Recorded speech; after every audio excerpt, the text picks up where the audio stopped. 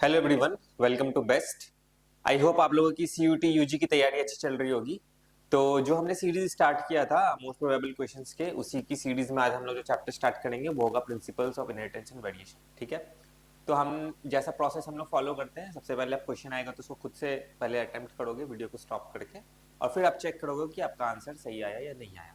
ये जो सीरीज है आपके एग्जाम प्रिपरेशन के लिए बहुत इंपॉर्टेंट होने वाला है, क्योंकि इससे आपका काफी प्रैक्टिस होगा और आपको समझ में आएगा कि बेसिकली एग्जाम का पैटर्न कैसा होता है, किस टाइप के क्वेश्चंस एग्जाम में आते हैं।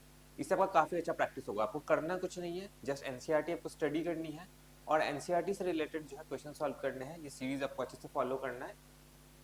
बहुत चांसेस है कि आपके जो एग्जाम में जो मार्क्स है वो काफी अच्छा इंप्रूव हो जाएगा अगर आप पूरी सीरीज को अच्छे से देखते हो। तो हम लोग चैप्टर को स्टार्ट करते हैं। हमारा चैप्टर है जेनेटिक्स का पहला chapter, principles of inheritance and variation. Question का लेवल जो होगा पहले इजी लेवल होगा और धीरे धीरे हम लोग जो है क्वेश्चन के लेवल को बढ़ाएंगे। पहले इजी लेवल होगा, फिर मॉडरेट होगा, फिर हार्ड लेवल होगा, इस तरीके से आगे की तरफ जाएगा। हम लोग बेसिकली इस पूरे जो चैप्टर को दो पार्ट में पढ़ेंगे। पहले हम लोग कुछ क्वेश्चंस को देखेंगे, फिर नेक्स्ट पार्ट में से कुछ क्वेश्चंस आएंगे। तो हम लोग स्टार्ट करते हैं विद द चैप्टर। सबसे पहला क्वेश्चन देखते हैं हम लोग। सबसे पहला क्वेश्चन एकदम ही बेसिक क्वेश्चन है, ठीक है, कि रिकर्ड जैन जॉन मेंडल जो थे वो कौन थे। बहुत ही ज्यादा बेसिक सवाल है कि जो ग्रेगर जॉन मेंडल है, जिनको हम लोग फादर ऑफ जेनेटिक्स भी बोलते हैं, वो बेसिकली एक ऑस्ट्रिया के मॉन्क थे, ना कि ऑस्ट्रेलियन नहीं, ऑस्ट्रिया के एक मॉन्क थे जिन्होंने पी प्लांट के ऊपर एक्सपेरिमेंट किया था। उनके चर्च के पीछे उनका गार्डन था और वहां पे वो एक्सपेरिमेंट करते थे पी प्लांट के ऊपर। उन्होंने लॉज दिए थे हमारे जेनेटिक्स के। ठीक है, this was the first question. Now let's move to the next question. ये क्वेश्चन अच्छा क्वेश्चन है। स्टार्टिंग हम लोग एकदम बेसिक से करेंगे, मतलब हम लोग पहले बेसिक क्वेश्चंस को देखेंगे इजी, फिर धीरे धीरे हम लोग जो है लेवल को अपना बढ़ाएंगे। ये मैच द फॉलोइंग क्वेश्चन है। सबसे पहला है जोहानसन, इसने क्या बोला था, फिर मेंडल और फिर थॉमस हंट मॉर्गन। जो जोहानसन है उसने टर्म कॉइन किया था हमारा जीन। मेंडल ने लॉ दिए थे, law of dominance, law of segregation and law of independent assortment. उनमें से एक लॉ है लॉ ऑफ सेग्रीगेशन। और थॉमस हंट मॉर्गन ने जो है ड्रोसोफिला के ऊपर एक्सपेरिमेंट किया था, इनको हम लोग फादर ऑफ एक्सपेरिमेंटल जेनेटिक्स कहते हैं। और उन्होंने लिंकेज एंड रिकॉम्बिनेशन का जो है कॉन्सेप्ट दिया था। तो ए का क्या हो जाएगा आपका 2, बी का क्या हो जाएगा आपका 3, और सी का क्या हो जाएगा आपका 1। तो 2 3 1 will be the sequence. So 2 3 1 option C will be the right answer. ठीक है, चलो नेक्स्ट क्वेश्चन में मूव करते हैं। Question number third. ये एनसीईआरटी एग्जाम्पलर का सवाल है। ठीक है, एनसीईआरटी के एग्जाम्पलर के सवाल आपको अच्छे से करने हैं, क्योंकि इसके आने के चांसेस थोड़े ज्यादा होते हैं। ठीक है, क्वेश्चन कह रहा है in a dihybrid cross if you get 9:3:3:1 ratio, it denotes that the alleles of two genes are interacting with each other. It's a multigenic inheritance. It's a case of multiple allelism. The alleles of two genes are segregating independently. तो हमें पता है कि 9:3:1 का जो ratio होता है, okay, 9:3:1 का जो रेशियो होता है ये डाई हाइब्रिड क्रॉस में आता है। जब हम लोग डाई हाइब्रिड क्रॉस करवाते हैं तो F2 जनरेशन में जो रेशियो आता है वो होता है 9:3:3:1। ठीक है, ये आता है। इससे एक लॉ निकलता है जिसको हम लोग कहते हैं law of independent assortment. Independent assortment, law of independent assortment क्या कहता है, जो एलील्स है जीन्स के वो इंडिपेंडेंटली असॉर्ट करते हैं गैमेट्स में। तो the alleles of genes are interacting with each other और the alleles of genes are segregating independently. हमें पता है अगर हम लोग राउंड येलो सीड लेते हैं तो 50% ऑफ द गैमेट्स के पास ये चांस होता है कि आ रहा है, 50% के पास चांस होता है कि ये वाला आ रहा है, 50% ऑफ द गैमेट्स के पास होता है कि ये वाला आए, और 50% के पास होता है ये वाला आए। यही लॉ ऑफ इंडिपेंडेंट असॉर्टमेंट है कि ये सेग्रीगेट करते हैं इंडिपेंडेंटली, डिपेंड नहीं करते किसी पे, ये इंटरेक्ट तो बिल्कुल भी नहीं करते कि इस आर को उस वाई से कोई मतलब नहीं है, इस आर को उस वाई से कोई मतलब नहीं है, इंडिपेंडेंटली जो है सेग्रीगेट करते हैं। तो इंटरेक्ट तो बिल्कुल नहीं करते हैं, ये क्या करते हैं, सेग्रीगेट करते हैं इंडिपेंडेंटली, जिसको हम लोग लॉ ऑफ इंडिपेंडेंट असॉर्टमेंट भी कहते हैं। ठीक है, तो इसका आंसर क्या हो जाएगा आपका ऑप्शन नंबर डी। ओके, चलो नेक्स्ट नाउ नेक्स्ट क्वेश्चन को देखते हैं। Question number 4। ठीक है, क्वेश्चन नंबर 4 क्या कह रहा है A monohybrid cross produced tall and dwarf pea plant in a ratio of 3:1. Their genotypes would be. ठीक है, ये जो क्वेश्चंस है ये धीरे धीरे बिल्ड करेगा। अगर आप इन क्वेश्चंस को अटेम्प्ट करते हो ना तो आपका जो चैप्टर है वो अच्छे से रिवाइज हो जाएगा, क्योंकि ये क्वेश्चन हमने एनसीईआरटी के हर एक लाइन से, हर एक पैरा से हमने क्वेश्चन फ्रेम किया है। तो जब आप इन क्वेश्चंस को करते जाते हो तो आपके जो एनसीईआरटी वो भी कवर होता जाता है। तो एक तरीके से आपका जो रिवीजन है वो बहुत अच्छे से हो जाएगा अगर आप इन क्वेश्चंस को अच्छे से अटेम्प्ट करते हो तो। ठीक है, तो क्वेश्चन क्या कह रहा है, monohybrid cross produce tall and dwarf pea plant in the ratio of 3:1, their genotype would be. अगर 3:1 का रेशियो आ रहा है, ठीक है, और क्रॉस कौन सा है, मोनोहाइब्रिड क्रॉस। हमें पता है अगर हम लोग एक टॉल प्लांट को एक ड्वार्फ प्लांट से क्रॉस करवाते हैं, टॉल के लिए हम लोग जीनोटाइप लेते हैं टीटी, ड्वार्फ के लिए लेते हैं टीटी। तो हमारा जो रेशियो आता है वो होता है टीटी। अगर हम लोग इस बार जीनोटाइप बनाए, एक second, this one is T, this is T, हम लोग यूनिट स्क्वायर बना रहे हैं यहाँ पे, टी एंड टी, तो क्या हो जाएगा T T T T T T T T, यानी कि ऑल टॉल। ठीक है, 4:0 का रेशियो आएगा। लेकिन अगर इसमें हम लोग सेल्फिंग करवाते हैं फॉर F2 जनरेशन, मतलब टी को क्रॉस करते हैं टी से और इसका यूनिट स्क्वायर अगर हम लोग बनाते हैं तो क्या आता है T T T T T T और टी टी, यानी कि 3 टॉल 1 शॉर्ट। ये 3:1 का रेशियो आया। मोनोहाइब्रिड क्रॉस में यही पूछ रहा है हमें। तो जीनोटाइप क्या होगा, तो हमें पता है जीनोटाइप क्या होगा, टीटी और टीटी मतलब एक कैपिटल टी स्मॉल टी, एक कैपिटल टी स्मॉल टी। तो एक capital T small T, capital T small T, option B will be the right answer. ठीक है, समझ में आया इस क्वेश्चन को कैसे सॉल्व किया हमने। चलो नेक्स्ट क्वेश्चन में मूव करते हैं, क्वेश्चन नंबर 5 में। ठीक है, क्वेश्चन नंबर 5 क्या कह रहा है, let's see this question. Question कह रहा है common test to find genotype of hybrid is by studying sexual behavior of F1 progeny, crossing F1 individuals with recessive parents, crossing one F2 progeny with male parent, crossing F2 progeny with female parent। तो ये कह रहा है कि अगर मान लो हमें genotype पता करना है किसी हाइब्रिड का, मतलब कि एक प्लांट है, ठीक है, और ये टॉल प्लांट, ठीक है, this is a plant and this is a tall plant, और हमें ये नहीं पता है कि ये टीटी है या टीटी से टॉल। ठीक है, हमें ये जानना है कि इसका जीनोटाइप क्या है। तो ऐसे में हम लोग क्या करते हैं, जो हमने क्रॉस करवाया, मान लो ये टॉल प्लांट को हमने एक ड्वार्फ प्लांट से क्रॉस करवाया और हमारे पास एक टॉल प्लांट प्रोड्यूस हुआ। अब हमें ये नहीं पता है कि इसका जीनोटाइप क्या है, तो हम लोग इसको पता करने के लिए क्या करते हैं, ये जो टॉल प्लांट है इसको इस ड्वार्फ प्लांट से क्रॉस करवा देते हैं। ठीक है, तब जाके हमें पता चलता है कि इसका जो जीनोटाइप है वो क्या होगा, और इस क्रॉस को हम लोग बोलते हैं टेस्ट क्रॉस। ठीक है, test cross, test for what, test to find the genotype of this hybrid plant. क्या करते हैं, ड्रॉप प्लांट से हम लोग क्रॉस करवा देते हैं। तो यहाँ पे यही कह रहा है कि the common test to find genotype of hybrid is, जो F1 प्रोजेनी का प्लांट है उसको हम लोग ड्रॉप प्लांट से, ड्रॉप पेरेंट से क्रॉस करवा देते हैं। तो क्या हो जाएगा, crossing F1 individual with recessive parent, this will be the way to find the genotype of that hybrid. Okay, चलो नेक्स्ट क्वेश्चन में मूव करते हैं, question number 6।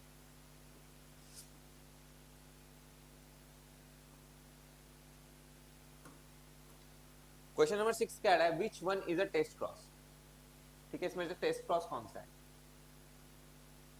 Which one is a test cross. तो अभी अभी हमने पढ़ा कि जो टेस्ट क्रॉस होता है वो क्या होता है, कि कोई हाइब्रिड होता है, ठीक है, कोई क्या होता है, हाइब्रिड होता है, उसको हम लोग क्रॉस करवाते हैं रिसेसिव पेरेंट से। यहाँ पे W का केस लिया गया, तो एक कैपिटल W एक स्मॉल W को हम लोग दो स्मॉल W से जब क्रॉस करवाते हैं तो वो हमारा टेस्ट क्रॉस कहलाता है। तो एक कैपिटल एक स्मॉल W को, दोनों स्मॉल W होने चाहिए, रेसेसिव पेरेंट होने चाहिए। ठीक है, एक कैपिटल एक स्मॉल और दोनों स्मॉल, ये दोनों स्मॉल नहीं, दोनों कैपिटल एक स्मॉल नहीं, hybrid with a recessive parent will be the test cross. ठीक है, तो इसका आंसर क्या हो जाएगा, option number B.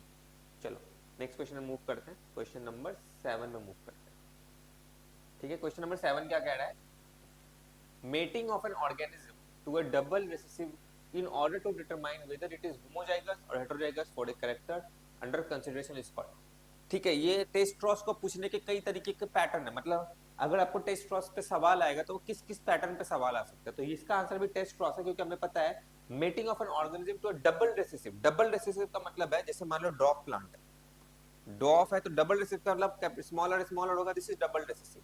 In order to determine whether it is homozygous और हेटेरोजाइगस, मतलब हमें क्या पता करना है, उसका जीनोटाइप पता करना है। तो ऐसे क्रॉस को हम लोग क्या बोलते हैं, ऑब्वियस सी बात है, ऐसे क्रॉस को हम लोग टेस्ट क्रॉस कहते हैं। ठीक है, चलो नेक्स्ट क्वेश्चन मूव करते हैं। Question number 8।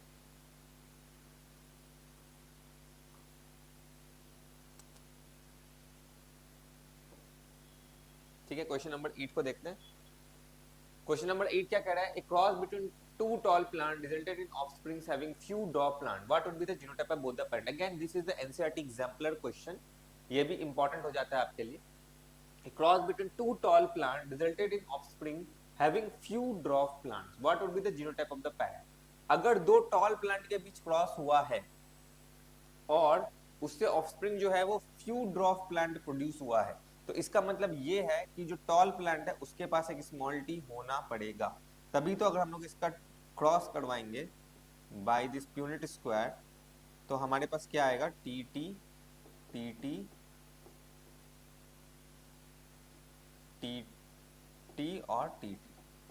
ठीक है, कुछ ड्रॉप प्लांट एंड बाकी टॉल प्लांट। तो अगर हम लोग यहाँ पे देखें तो क्या हो जाएगा, दोनों हाइब्रिड होने चाहिए, मतलब ये हेटेरोजाइगस होने चाहिए, this will be the right answer. ठीक है, तभी हमें कुछ ड्रॉप प्लांट्स भी देखने को मिलेंगे विद द टॉल प्लांट्स। ठीक है, चलो नेक्स्ट क्वेश्चन में मूव करते हैं। क्वेश्चन नंबर 9, ये एक अच्छा सवाल है। ठीक है, कि the term genetics was proposed, बहुत ही ज्यादा बेसिक सवाल है। हमें पता है फादर ऑफ जेनेटिक्स तो हम लोग मेंडल को बोलते हैं, बट जो टर्म है वो बेटिसन ने दिया था। ठीक है, हो सकता है सवाल आ जाए, तो आपको ध्यान में रखना है ये बात, क्योंकि बेटिसन ने जो है वो क्या किया था, टर्म कॉइन किया था जेनेटिक्स को। ठीक है, चलो इजी क्वेश्चन था ये, इंफॉर्मेटिव क्वेश्चन था। नेक्स्ट क्वेश्चन में आते हैं, ये भी एक अच्छा सवाल है। In the F2 genotypic ratio of monohybrid crosses. ठीक है, मतलब ये तो सिंपल सवाल हो गया, मोनोहाइब्रिड क्रॉस का F2 जीनोटाइपिक रेशियो क्या होगा। तो मोनोहाइब्रिड क्रॉस है, तो हमें पता है एक टॉल प्लांट को हमने एक ड्रॉप प्लांट से क्रॉस किया तो हमें टीटी मिलता है, मतलब ऑल टॉल। इसी का अगर हम लोग सेल्फिंग करवाते हैं और हम लोग एक यूनिट स्क्वायर बनाते हैं, तो T T T T T T और टी टी, ये हमें देखने को मिलता है। ठीक है, ठीक है, अब हमें इसका जीनोटाइपिक रेशियो बताना है, मतलब जो टॉल प्लांट है और जो ड्रॉप प्लांट है वो कितने हैं, ये बताओ पहले। एक दो तीन टॉल है और एक ड्रॉप है, बट जो टॉल है उसमें ये वाले का जीनोटाइपिक रेशियो जीनोटाइप अलग है, ये जो है इसका जीनोटाइप अलग है, तो 2, और जो ड्रॉप है वो एक ही है, तो क्या हो गया, इसका F2 का रेशियो 1:2:1, तो 1:2:1 will be the right answer for the genotypic ratio. ठीक है, चलो नेक्स्ट क्वेश्चन मूव करते हैं। Question number 11। क्वेश्चन नंबर 11 क्या बोल रहा है, A dihybrid for a qualitative trait is crossed with homozygous recessive individual of its type. The phenotype ratio is। ये बहुत अच्छा सवाल है और हो सकता है इस बार एग्जाम में इस पे सवाल आए, क्योंकि इस पे आपको पूछ रहा है, घुमा के पूछ रहा है, मतलब टेस्ट क्रॉस पे ही सवाल है बट घुमा के पूछा जा रहा है। डाइहाइब्रिड फॉर क्वालिटेटिव ट्रेट, मतलब हमें ये पता करना है कि उसका क्वालिटी क्या है, मतलब उसका जीनोटाइप क्या है। इस cross with homozygous recessive individual, तो हमें पता है, अगर हमें पता करना हो कि किसी का जीनोटाइप क्या है और उसको अगर हम लोग क्रॉस करवाते हैं विद रेसेसिव इंडिविजुअल, तो हमें पता है वो जो क्रॉस होता है उस क्रॉस को हम लोग बोलते हैं टेस्ट क्रॉस। ठीक है, उसको हम लोग क्या बोलते हैं, टेस्ट क्रॉस। और टेस्ट क्रॉस में जो फिनोटाइपिक रेशियो होता है वो हमेशा 1:1:1:1 इस तरीके से चलता है। ये बहुत इंपॉर्टेंट पॉइंट है जो आपको याद रखना है कि टेस्ट क्रॉस का जो रेशियो होता है ये 1:1:1 चलता है। तो यही हमें पूछा गया है, द फिनोटाइप रेशियो क्या होगा, तो 1:1:1:1 चलता रहेगा ये मतलब 1:1:1 होगा, ये इसका रेशियो होगा फॉर अ टेस्ट क्रॉस। मतलब घुमा के पूछा, डायरेक्टली नहीं पूछा। पहली बात आपको ये नॉलेज होना चाहिए कि क्वालिटेटिव ट्रेट, मतलब अगर हमने जीनोटाइप पता करना है किसी का और अगर हम उसको रिसेसिव इंडिविजुअल से क्रॉस करवाते हैं तो उस क्रॉस को हम लोग टेस्ट क्रॉस कहते हैं, और टेस्ट क्रॉस का जो रेशियो होता है वो 1:1:1:1 होता है। ठीक है, नेक्स्ट क्वेश्चन में मूव करें। Question number 12।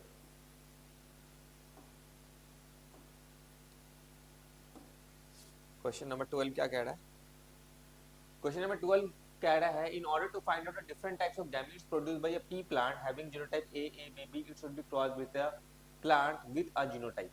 तो अगर हमें पता करना है in order to find out the different types of gametes produced by a pea plant having genotype इतना, it should be crossed with a recessive parent. ठीक है, recessive parent. ये भी क्वेश्चन टेस्ट क्रॉस का घुमा के पूछा गया है कि अगर हमें गैमीट पता करना है तो ऑब्वियसली बात है जीनोटाइप ही तो पता होगा ना हमें, क्योंकि गैमीट जो प्रोड्यूस होगा उसे तो जीनोटाइप बनेगा. तो हमें यहाँ पे क्या पता करना है, दरअसल हमें पता करना है जीनोटाइप. तो हमें पता है अगर हम लोग एक हाइब्रिड को एक रेसेसिव पेरेंट के साथ क्रॉस करेंगे तो हमें पता चलेगा कि उसका जीनोटाइप क्या होगा. तो एक्चुअली में हमें इसको रेसेसिव पेरेंट से क्रॉस करवाना है. तो यहाँ देखो ये रेसेसिव नहीं है, ये भी हाइब्रिड है, ये भी हाइब्रिड है, ये रेसेसिव है. तो अगर हम लोग इससे क्रॉस करवाएंगे तो हमें पता चल जाएगा कि उसका जीनोटाइप क्या होगा, यानी इनडायरेक्टली पता चल जाएगा कि उसका गैमेट्स क्या होगा. ठीक है, अच्छा क्वेश्चन था ये भी. नेक्स्ट क्वेश्चन में मूव करते हैं. Question number 13. क्वेश्चन नंबर 13 क्या कह रहा है, in Mirabilis jalapa the number of F2 red flowered plant in a cross of red flowered and white flowered would be. तो इसमें क्रॉस करा के देखना पड़ेगा हमें कि मिराबिलिस जाल्वा में number of F2 plant cross red flower.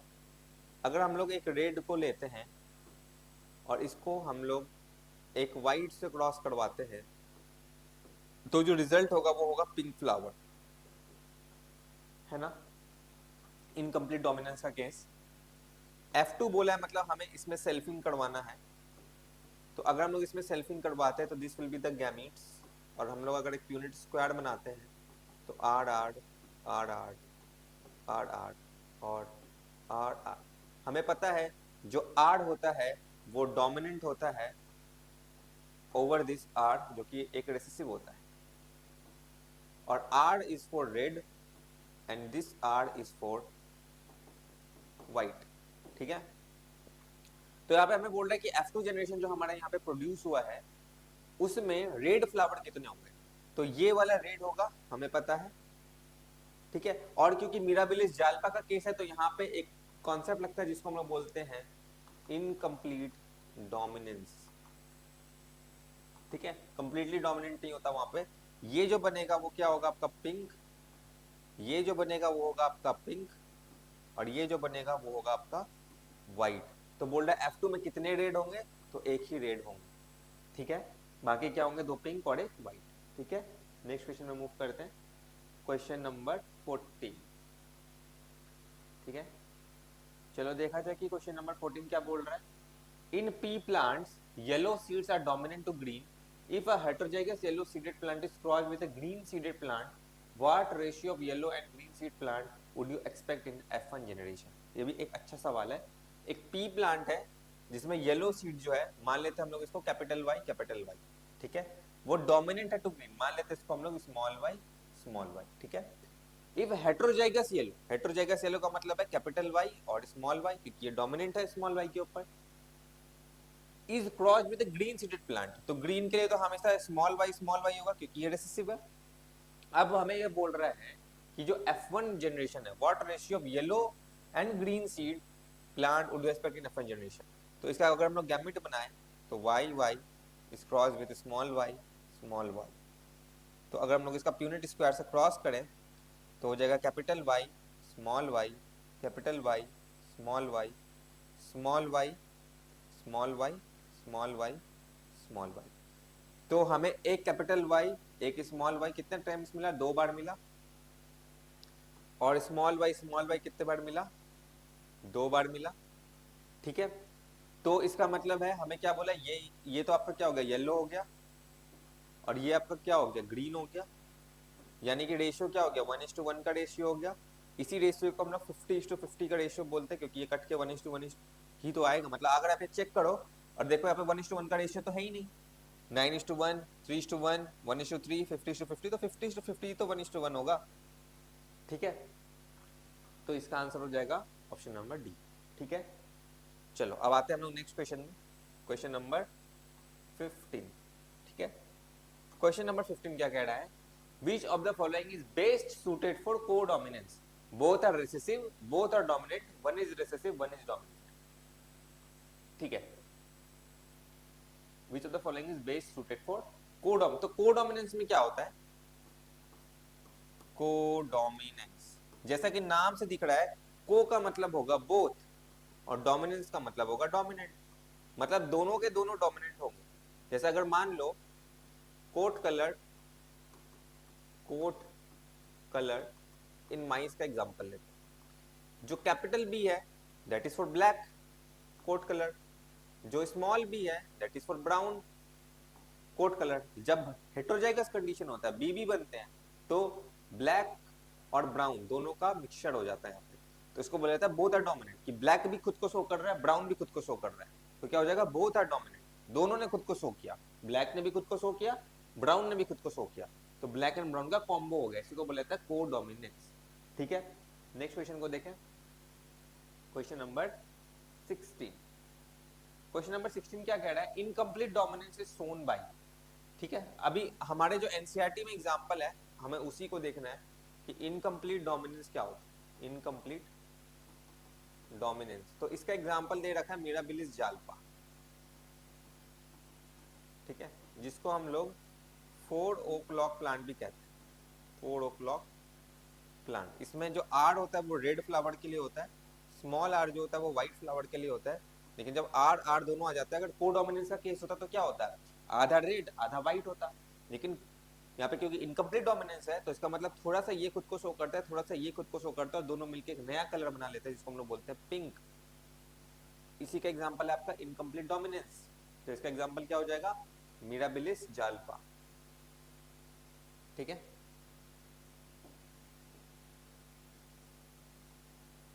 Question number 17 में आते हैं। ठीक है, क्वेश्चन नंबर 17 क्या कह रहा है, लेट्स सी। ये मैच द फॉलोइंग है, बहुत अच्छा क्वेश्चन है। Test cross, monohybrid cross, back cross, dihybrid cross. ठीक है टेस्ट क्रॉस में क्या होगा, एक हाइब्रिड होगा जो एक रिसेसिव पेरेंट से क्रॉस कर रहा होगा। ठीक है, तो देखो यहाँ पे है एक हाइब्रिड है जो रिसेसिव पेरेंट से क्रॉस कर रहा है, तो ए का तो आपका हो गया 4। अब ए का देखो 4, ए का 4 एक ही जगह दे रखा है, आपका क्वेश्चन यहीं से सॉल्व हो गया। लेकिन चलो हम लोग आगे भी देखते हैं। मोनो हाइब्रिड क्रॉस का रेशियो क्या होता है, 3:1 होता है इसका रेशियो, अभी हमने देखा था। तो बी का क्या हो जाएगा आपका 3। बैक क्रॉस, बैक क्रॉस में क्या होता है, हम लोग का अगर मान लो हम लोग क्या करते हैं, अगर हम लोग डोमिनेंट पेरेंट से क्रॉस करते हैं, मतलब हाइब्रिड को हमने डोमिनेंट पेरेंट से क्रॉस किया ताकि उसका जो जीनोटाइप है वो अच्छा हो जाए।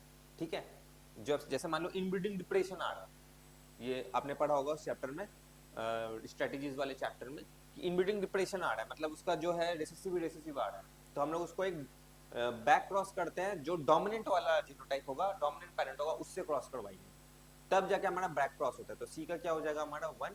और डाई हाइब्रिड क्रॉस का रेशियो क्या होता है 9:3:3:1, तो 2। ऑप्शन क्या हो जाएगा 4:3:1:2, 4:3:1:2, D will be the right answer. ठीक है, अच्छा क्वेश्चन था ये। ठीक है, नेक्स्ट क्वेश्चन में मूव करते हैं, question number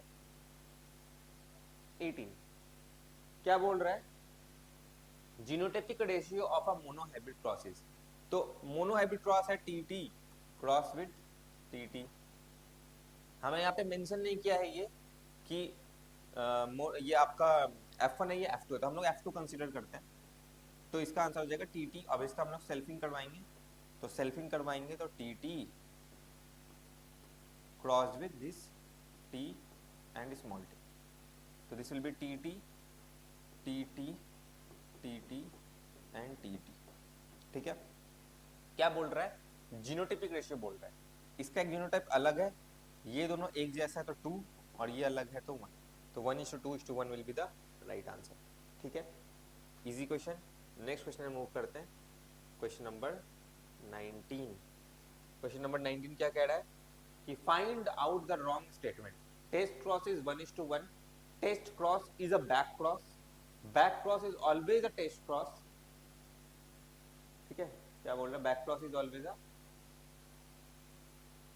back cross is always a test cross is done between F1 hybrid and homozygous recessive parent। Wrong statement बोलना है, तो टेस्ट क्रॉस का रेशियो 1:1 होता है, ये हमने देख रखा है, ये बिल्कुल सही बात है, यहाँ पे नहीं करता हूँ इसको टिक, इसको यहाँ करता हूँ, ये बिल्कुल सही बात है, 1:1:1 का रेशियो होता है। Test cross is a back cross, test cross is a back cross, क्योंकि अगर मान लो हमने हाइब्रिड को क्रॉस करवाया टीटी से, तो ये क्या होगा, this is a test cross, ठीक है। Back cross is always a test cross. Back cross हमेशा टेस्ट क्रॉस नहीं होता, क्योंकि बैक क्रॉस में क्या होता है, हाइब्रिड को हमने कैपिटल टी से क्रॉस करवाया, तो ये क्या होता है आपका बैक क्रॉस होता है। Test cross is done with F1 hybrid and homozygous recessive parent. ये भी बिल्कुल सही बात है कि होमोजाइगस रिसेसिव पेरेंट का जब हम लोग F1 हाइब्रिड को क्रॉस करवाते हैं तो वो हमारा टेस्ट क्रॉस होता है। टेस्ट क्रॉस को हम लोग बैक क्रॉस कह सकते हैं अगर हमने यहाँ पे,